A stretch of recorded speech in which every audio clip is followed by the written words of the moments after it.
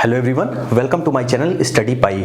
आज का जो हमारा टॉपिक होगा वो होगा आधुनिक भारत का इतिहास, जिसे हम मॉडर्न हिस्ट्री भी कहते हैं। तो आज मॉडर्न हिस्ट्री में हम पढ़ेंगे पुर्तगालियों का आगमन। सबसे पहले आज जो हमारा टॉपिक होगा वो होगा यूरोपीय कंपनियों का आगमन, यूरोपीय शक्तियों का आगमन भी बोल सकते हैं।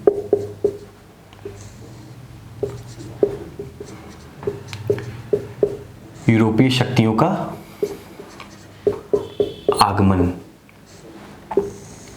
देखिए, जो यूरोपीय हमारे देश में आए थे, जो उनका प्रमुख उद्देश्य था, प्रमुख लक्ष्य था, वो था यहाँ पर व्यापार करना। किंतु यहाँ की आर्थिक समृद्धि को देख के, यहाँ की कला को देख के, यहाँ के साहित्य को देख के, यहाँ की संपन्नता को देख के वो यहीं पर टिक गए और यहाँ पे राजनीतिक, आर्थिक एवं सामाजिक संरचना को 300 वर्षों तक लगभग उन्होंने प्रभावित किया। तो यूरोपियों का आगमन को शुरू करने से पहले हम देखते हैं कि सबसे पहले इनका क्रम क्या था, कि कौन सबसे पहले आया और कौन सबसे बाद में आया। तो सबसे पहले भारत में आगमन हुआ था पुर्तगालियों का। पुर्तगालियों के बाद डच आए, डच के बाद अंग्रेज आए, अंग्रेजों के बाद डेनिश आए, इसके बाद आए फ्रांसीसी। तो आज हम जो शुरुआत कर रहे हैं अपने आधुनिक भारत के इतिहास के चैप्टर की, वो हम शुरुआत करेंगे पुर्तगालियों के आगमन से, और क्रमशः फिर हम आगे डच, अंग्रेज, डेनिश एवं फ्रांसीसियों के बारे में भी पढ़ेंगे और कंटिन्यू अपने लेक्चर को निरंतर हम रखने का प्रयास करेंगे। तो सबसे पहले आज हम देखेंगे पुर्तगालियों का आगमन। देखिए, व्यापार की जो शुरुआत है, पुर्तगालियों या यूरोपीय जो शक्तियां थी, उनका जो आगमन हुआ था भारत में, उनका मुख्य उद्देश्य व्यापार ही था। लेकिन अगर हम व्यापार की बात करें कि व्यापार आखिर शुरुआत कब से हुई व्यापार की, तो ऐसा माना जाता है कि हड़प्पा काल से ही व्यापार की शुरुआत हो गई थी, यानी हड़प्पा काल से ही व्यापार होने लगा था। लेकिन आगे चल के ये पुर्तगाली कंपनियां, यानी यूरोपीय जो कंपनियां थी, वो आगे चल के भारत में आई और इन्होंने भी 300 वर्षों तक हमारे देश को प्रभावित किया। तो चलिए आज हम पुर्तगालियों के आगमन को ही पढ़ लेते हैं।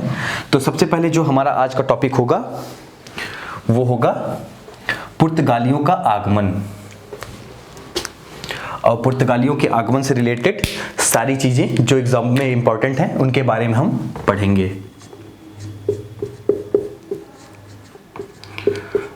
पुर्तगालियों का आगमन। देखिए, जो पुर्तगालियों का आगमन भारत में हुआ था, तो उनका प्रमुख उद्देश्य व्यापार ही करना था पुर्तगालियों का। सबसे पहले भारत में किसने प्रवेश किया?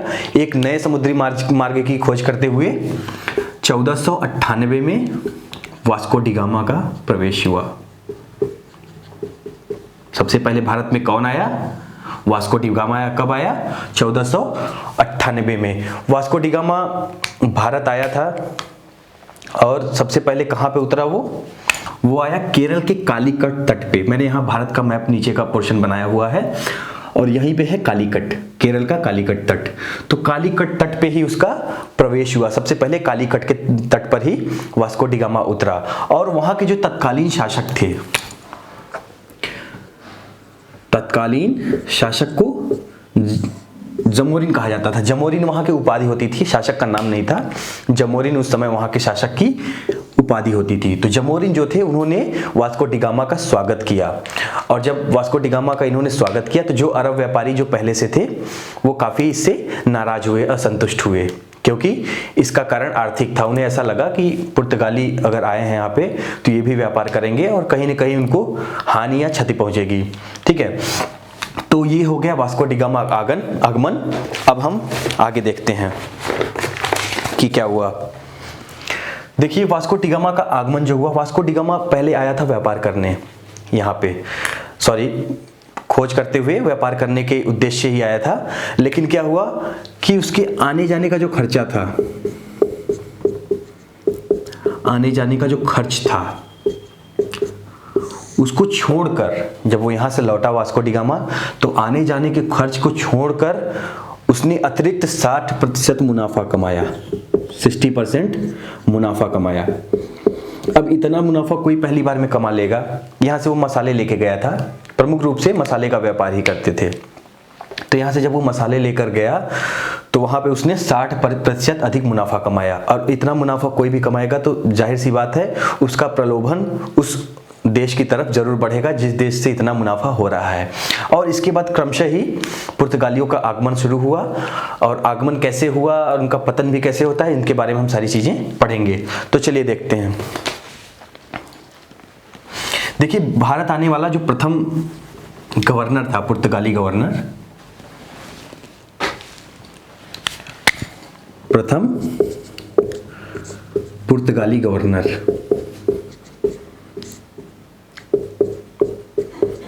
हुआ क्या कि जब वास्को डी गामा लौट के गए तो वहां से फिर और भी व्यापारी आने लगे, और वहां पे कोचीन एवं कन्नूर में फैक्ट्रियां भी स्थापित की गई पुर्तगालियों के द्वारा।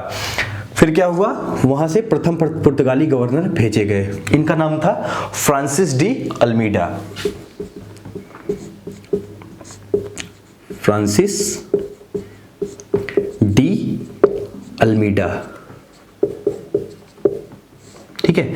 तो फ्रांसिस डी अल्मीडा जी जब भारत में आए तो इन्हें क्या कहा गया, इन्हें पुर्तगाली जो सरकार थी वहां से उनको आदेश मिला कि इनको जो था महासागर जो थे उस समय पूरा जो अगर हम देखें कालीकट का क्योंकि तट था, और वहां पे जो शासन सत्ता उस समय संचालित होती थी वो महासागरों के द्वारा ही संचालित होती थी। वहां पे जहाज चलते थे, उन्हीं के द्वारा ही व्यापार किया जाता था। तो इसका जो प्रमुख उद्देश्य था फ्रांसिस डी अल्मीडा का, वो था महासागरों पर नियंत्रण करना। यानी उसको यहाँ से आदेश मिला, पुर्तगाली सरकार से आदेश मिला कि आप वहां पे ऐसा कोई टर्म चलाओगे, ऐसी कोई नीति चलाओगे जिससे वहां पे महासागरों पर नियंत्रण किया जा सके। तो इसने क्या चलाया, नीले पानी की नीति अभियान चलाया। बहुत इंपॉर्टेंट है ये। क्या चलाया इसने, नीले पानी की नीति, जिसे हम ब्लू वाटर पॉलिसी के नाम से भी जानते हैं। इसने फ्रांसिस डी अल्मीडा ने नीले पानी की नीति चलाई, जिसे हम ब्लू वाटर पॉलिसी के नाम से भी जानते हैं। और इसने काफी हद तक पुर्तगालियों को महासागर में नियंत्रण बनाने में योगदान दिया। ठीक है, ये हो गया फ्रांसिस डी अल्मीडा। अब उसके आगे क्या हुआ, जो फ्रांसिस डी अल्मीडा थे उन्होंने दुर्गों का भी निर्माण किया। ये जो पुर्तगाली थे, पुर्तगाली जो उस समय आए थे, इनका देखिए, इनका प्रमुख उद्देश्य उस समय शासन करना नहीं था, इनका प्रमुख उद्देश्य था व्यापार करना। तो इन्होंने व्यापार करने के लिए किले के रूप में गोदाम बनाए।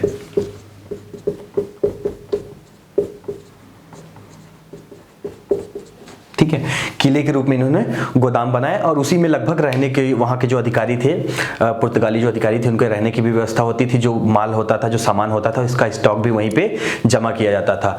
तो पुर्तगाली गवर्नर फ्रांसिस डी अल्मीडा ने नीले पानी की नीति चला के महासागर में नियंत्रण करने का प्रयास किया। साथ ही गोदाम भी बनाए गए जिनसे उन्होंने आगे काफ़ी मुनाफा कमाया, और उन्हीं गोदामों को वहाँ पे सामान वो स्टोर करते थे और बाद में सामान वो सप्लाई कर देते थे पुर्तगाल, और इस तरह ये मुनाफा कमाते थे। देखिए फिर अब क्या हुआ, पुर्तगाली गवर्नर फ्रांसिस डी अल्मीडा के बाद कौन आया, ये 1505 में आए थे फ्रांसिस डी अल्मीडा, और 1509 तक रहे थे। अब फ्रांसिस डी अल्मीडा के बाद कौन आया, उसके बाद आया अल्बुकर्क। 1509 में कौन आया, अल्बुकर्क।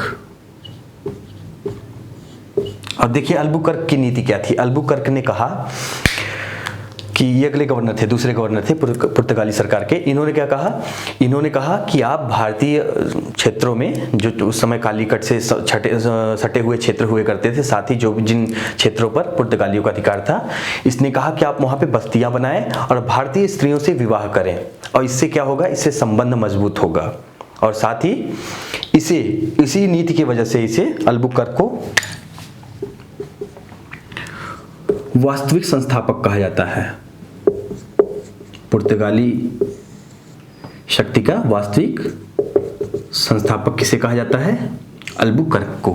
तो इन्होंने क्या पॉलिसी दी थी, इन्होंने पॉलिसी दी कि आप भारतीय स्त्रियों से विवाह करें, और उनसे वैवाहिक संबंध स्थापित करने के बाद जो हमारे संबंध होंगे वो और प्रगाढ़ होंगे, और इससे हमें व्यापार करने में सुगमता आएगी।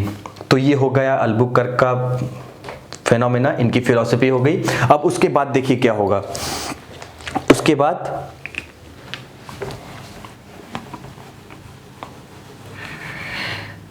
देखिए क्या था कि 1661 में 1661 में, ये आगे का वाकया मैं बता रहा हूँ, आपको आगे पढ़ने को मिलेगा जब हम पुर्तगाली के बाद जब डच पढ़ेंगे, इसके बाद अंग्रेज पढ़ेंगे तो ये चीज़ें सामने आएंगी। अभी मैं बता रहा हूँ आपको समझने के लिए।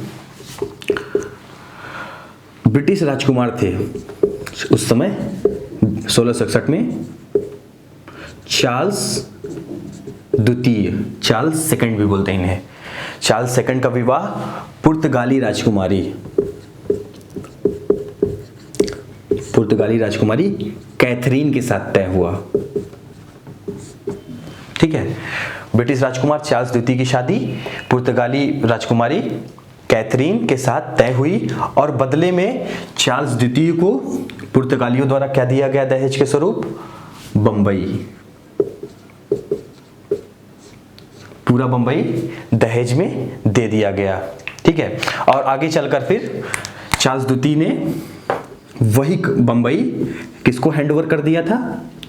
ईस्ट इंडिया कंपनी को, ब्रिटिश ईस्ट इंडिया कंपनी को 10 पाउंड किराए पे दे दिया। इन्होंने किराया रखा कि 10 पाउंड किराए पे हम आपको बंबई दे रहे हैं, तो 10 पाउंड किराए पे इनको दे दिया। किसको दे दिया? ईस्ट इंडिया कंपनी को दे दिया। ठीक है, ये हो गई बात। अब आगे हम बात करते हैं कि पुर्तगालियों के आने से फायदा क्या क्या हुआ यहाँ पे, और फिर देखेंगे कि पुर्तगालियों का पतन किस प्रकार भारत से हुआ।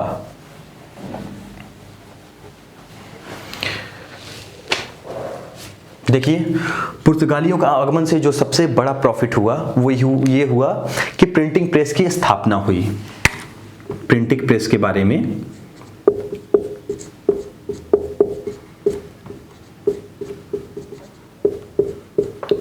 यानी प्रिंटिंग प्रेस के बारे में सबसे पहले हमें को किसने बताया? पुर्तगालियों ने। दूसरा, तंबाकू की खेती। तंबाकू की खेती के बारे में हमें नॉलेज कहां से मिला? ये भी पुर्तगालियों की खोज थी, पुर्तगालियों द्वारा हमें मिला। अगला,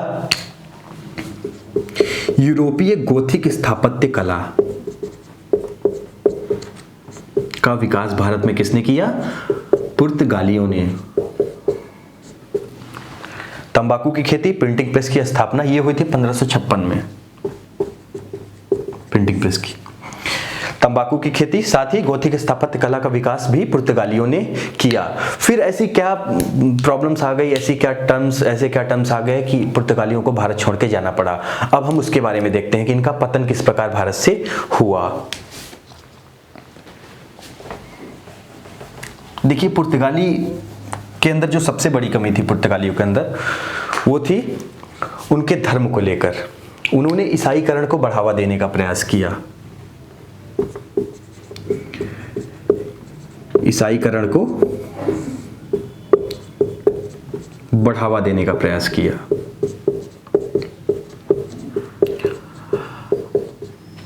ईसाईकरण को बढ़ावा देने का प्रयास किया और इसी वजह से उन्हें जो लोकल पब्लिक थी, वहां की लोकल जनता थी, उनका साथ नहीं मिला। दूसरा क्या कारण था? अंग्रेज एवं डच का विरोध। यानी अंग्रेज और डच उस समय भारत में आ चुके थे, इसके बाद हम पढ़ेंगे, तो उनका भी विरोध उस समय विद्यमान था। साथ में और भी जो व्यापारी थे वो भी लगातार इनका पुर्तगालियों का विरोध कर रहे थे, क्योंकि जाहिर सी बात है वो आगे बढ़ रहे थे। पुर्तगाली उस समय भारत में अपनी शासन सत्ता संभालने के लिए वो लोग तत्पर थे, इस वजह से अंग्रेज एवं डचों ने भी इनका विरोध किया। तीसरा कारण क्या था? एक पद्धति लगाई थी इन्होंने। वो पद्धति क्या थी? कार्टेज आर्मेडा की पद्धति। कार्टेज आर्मेडा।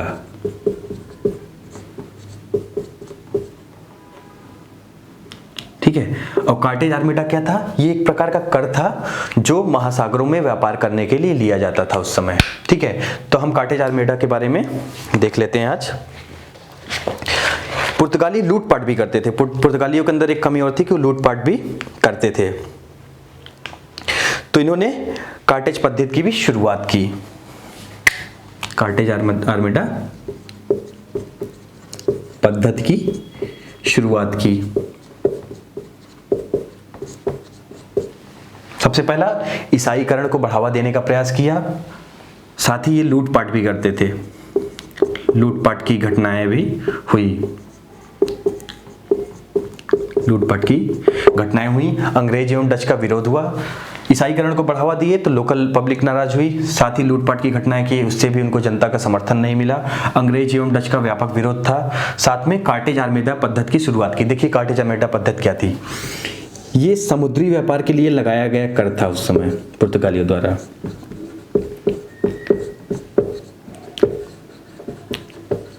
ये था समुद्री व्यापार के लिए लगाया गया कर, यानी उस समय समुद्र में अगर कोई व्यापार करना होता था तो उससे पहले कार्टेज लेना पड़ता था पुर्तगालियों से। पुर्तगालियों से जब कार्टेज लेना पड़ता था उसके लिए एक राशि चुकानी पड़ती थी और एक परमिट मिलता था उनको, कार्टेज आर्मेडा परमिट हम उसको बोल सकते हैं। तो एक परमिट जब मिलता था तभी वो शासन कर पाते थे। और इसमें क्या था, इसमें भी गोला बारूद एवं मसाले ले जाने की इजाजत नहीं थी। यानी कि अगर किसी ने कार्टेज आर्मेडा मतलब ले भी लिया, परमिट ले भी लिया, तो भी इन्हें गोला बारूद एवं मसाले ले जाने की इजाजत नहीं थी। यानी कि मसालों पे और गोला बारूद पे इनका एकाधिकार था पुर्तगालियों का, ठीक है। और साथ में तो ये जो 4-5 घटनाएं थी जो पुर्तगालियों ने की, इनकी वजह से पुर्तगालियों का आखिरकार पतन हो गया, लोगों का सपोर्ट नहीं मिला। कार्टेज आर्मेडा पद्धति इस समय इस तरह प्रभावी थी कि अकबर, मुगल शासक अकबर ने भी कार्टेज आर्मेडा पद्धति को फॉलो किया था और उन्होंने भी कार्टेज दिया था। जब समुद्री व्यापार अकबर करने गए थे तो उन्होंने भी इसके लिए कर अदा किया था। तो इससे आप समझ सकते हैं कि किस प्रकार उस समय पुर्तगाली प्रभावी हो रहे थे भारत पे। तो यही कारण थे कि पुर्तगालियों का पतन हो गया। इतने कारण, जो 4-5 कारण बताए मैंने, ये कारण सफिशिएंट है और इन्हीं कारण, यही प्रमुख कारण थे जिनकी वजह से पुर्तगालियों का भारत से पतन हो गया। अब हम आगे का जो लेक्चर होगा हमारा वो होगा डच पे। पुर्तगालियों के जस्ट बाद डच आए थे। अब हम अपने अगले लेक्चर में डच के बारे में पढ़ेंगे। देखिए जो हमारा लेक्चर अभी चल रहा है आधुनिक भारत का इतिहास में, तो इसमें हम सारी चीज़ों को कवर करेंगे। अगर आप यूपीएससी की तैयारी कर रहे हैं, पीएससी की तैयारी कर रहे हैं या किसी अदर कॉम्पिटिटिव एग्जाम्स की तैयारी कर रहे हैं तो ये आपके लिए बहुत ज़्यादा उपयोगी सिद्ध होने वाला है। इसलिए वीडियो को ध्यान से देखें और कोई भी समस्या होने पे, कोई भी प्रॉब्लम होने पे कमेंट बॉक्स में जाके कमेंट करें। मैं ज़रूर उसको सुधारने की कोशिश करूँगा। आप लोगों से बहुत कुछ सीखने को मिलेगा, ऐसा मुझे लगता है। ठीक है, thank you very much, all the best.